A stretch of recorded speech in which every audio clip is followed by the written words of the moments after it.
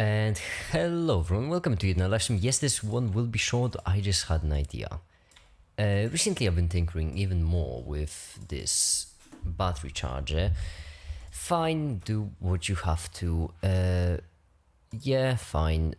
Anyway, I was tinkering even more. Oh, I like that. I like if I could just say tinkering because I was actually doing something. So here's the thing. This is a battery charger, right? The battery charger plant. There's one problem with it. It's expensive. It's expensive and thus a bit of an issue, a bit of a pain. So I had an idea. What if, because this one would be great if I were to make a website for this charger, but then I got thinking maybe people wouldn't really care about this site that much. In that case, Raspberry Pi, its worth would just be, well, it wouldn't even be halved, it would be decimated effectively. So what if instead I would simplify the circuit, which would be possible. You see, here's the thing. This is a digipot. That's what it's called, digital potentiometer. Let's just remove these for a second. Actually, also these. This is unnecessary. We'll have to make a voltage correction circuit in some other way. We'll figure it out. Point is, for now, let's just remove all of these are unnecessary. And let's start with the basics. So this is a very much basic battery charger circuit. It is basic. Cancel. It is very, very basic, but it's decent.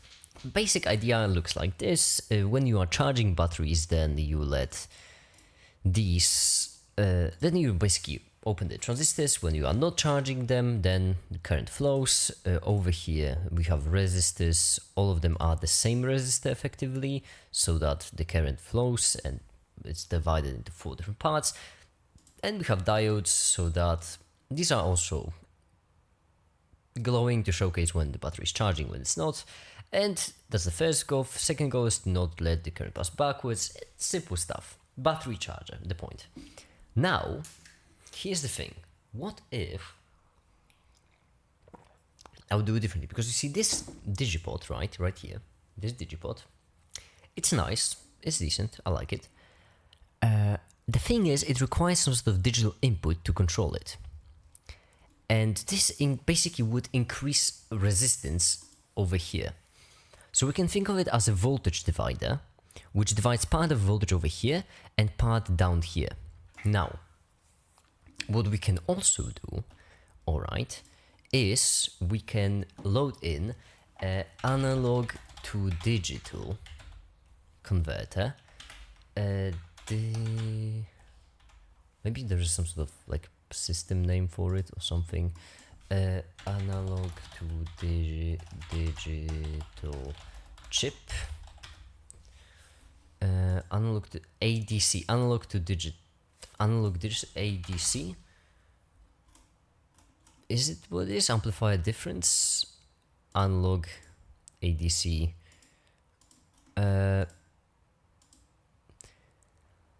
Input power analog to digital.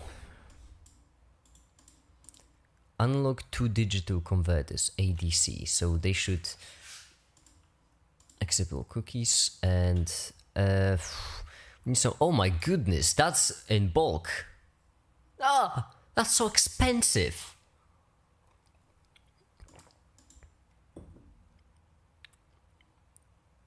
Ah, this is oh, I don't need, no, we are no, the other way, no, £3,000, insane. There we go. This is my price.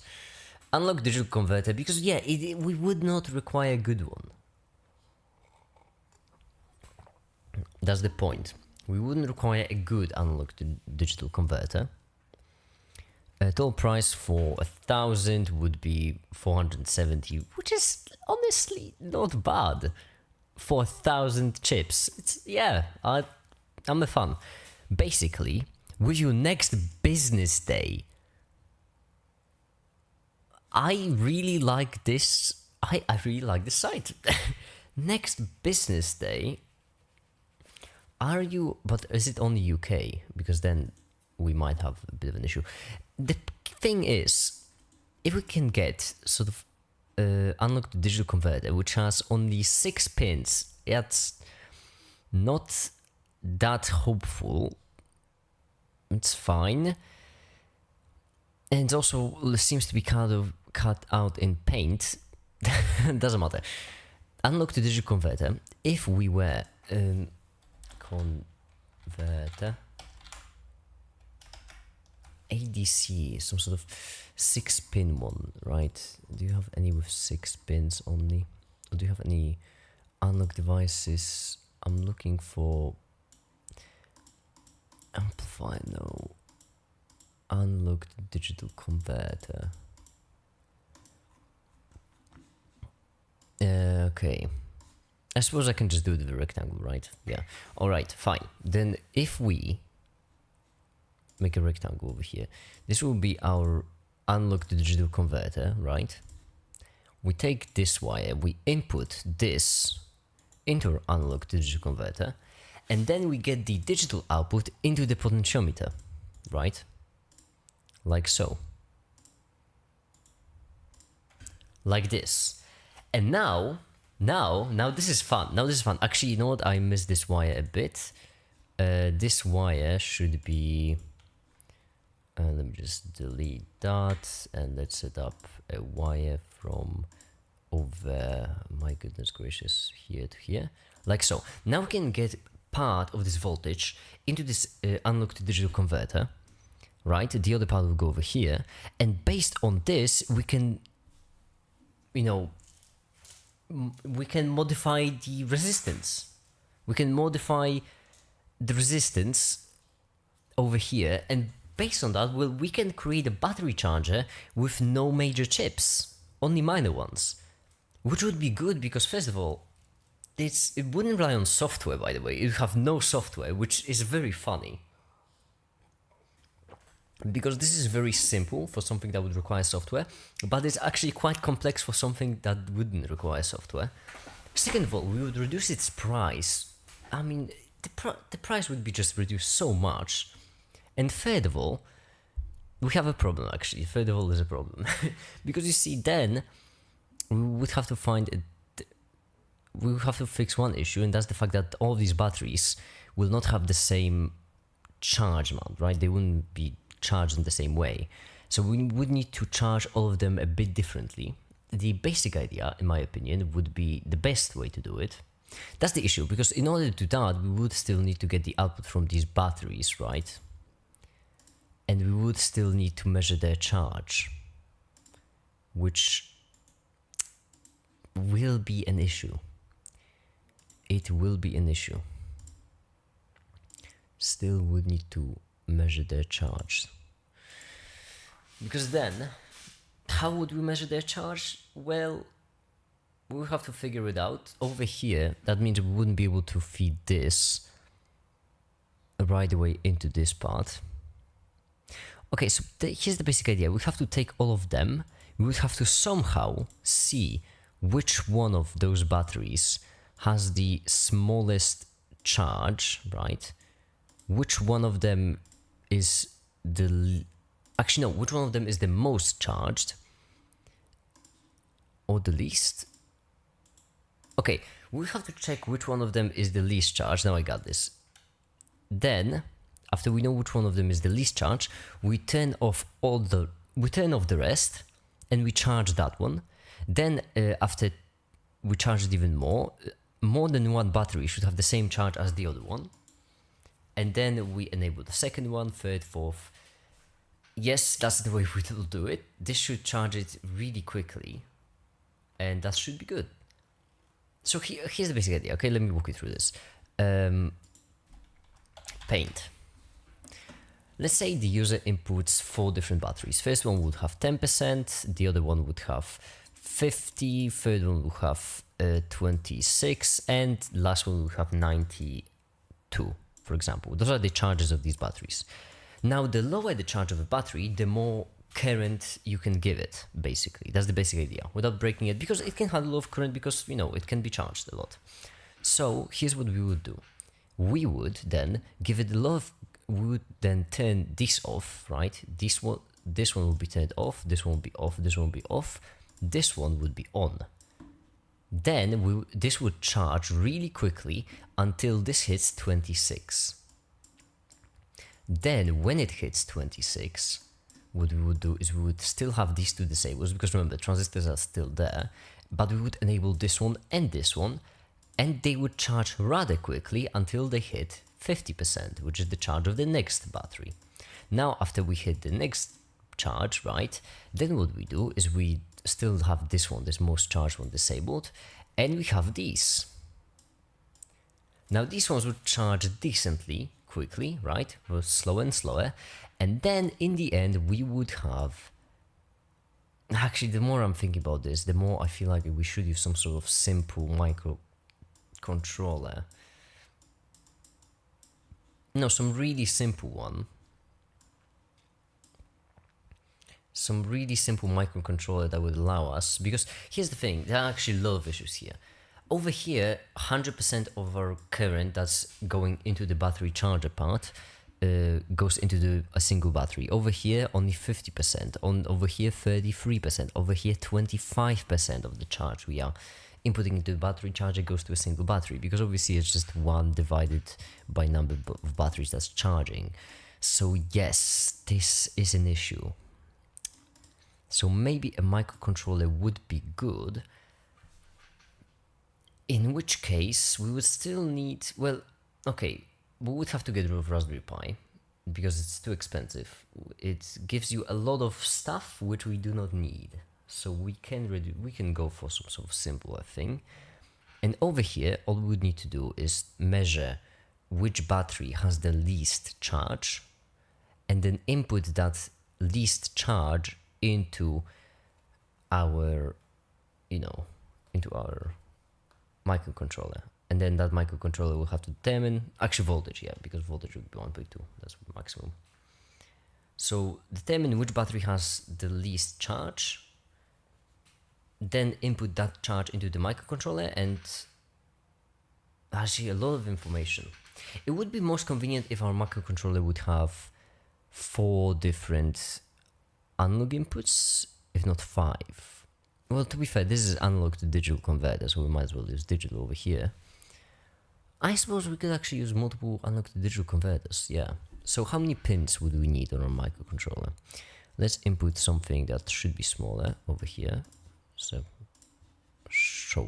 just to show what we mean. And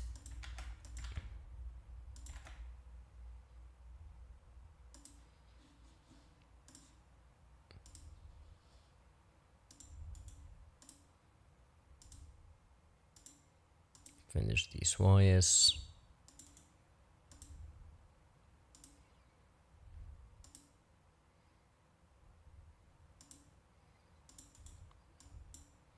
Just like so. All of these would go into this.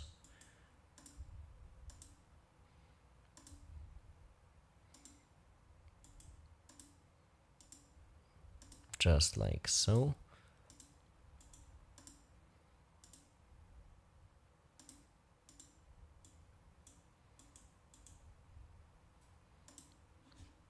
And this one's pissed me off. There we go. This part right here.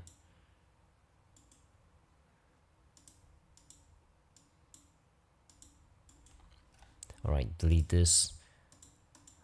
Okay, so we would need 4 or 5 actually, and 9 inputs. That's how many we would need. I just feel like this would make it better and more reliable. Better, cheaper, more reliable. That's what we should make it. The problem is that it would require a lot more work to figure the system out. And the problem with small microcontrollers is that they are small. A Raspberry Pi Pico is large enough to handle MicroPython, but a really small microcontroller might require assembly. Which would be idiotic, creating, coding in assembly to make a battery charger. No, there has to be a better way to do it. Like a way to automatically determine this sort of thing. We could also do it the dumb way, actually. Now I'm thinking about this, and just replace these resistors with with digipots. And then, based on the battery charge, oh, that actually would work. Based on the battery charge, determine the that would work. We could determine based on the battery charge what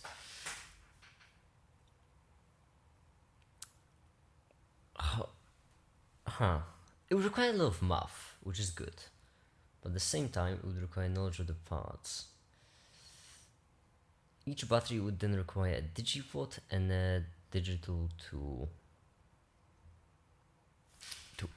analog to digital converter.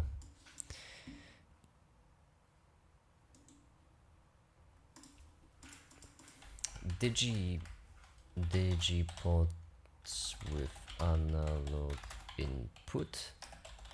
Is there a thing like that? Yes, this. Is there like analog devices, analog.com. That's well, that's a source right there. Give me a second, but let me just check something really quickly.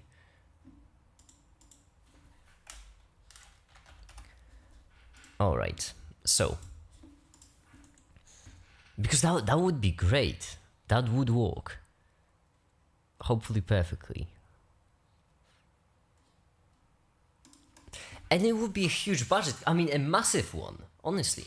Raspberry Pi Pico, if I may. Shopping. $3. Okay, that's actually quite cheap. $3.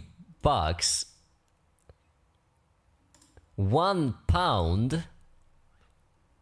Damn, okay, Raspberry might be cheaper. Ah, come on, don't tell me that Raspberry.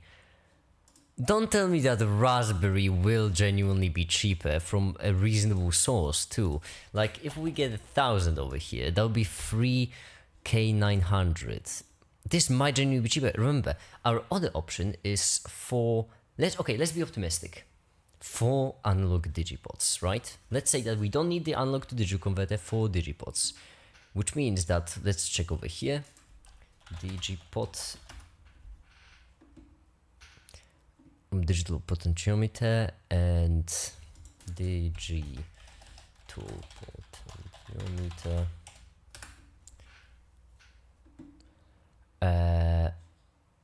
1700. I am looking for analog devices. Do I need to add some filters to that in order to passive component development boards? Digital potentiometers, yes, that's what I'm looking for. From least expensive, if I may. Okay, least expensive is very expensive, but I don't think that's volatile digital potentiometer. 2.1 kilo ohms. 1.8 volt. Well, we would need a strong one, unfortunately. We would need something that could withstand quite a bit of wattage. Like 4 amperes and 5 volts, 20 watts. Appliance end-to-end resistance, number of ports, that's not important. Control interface.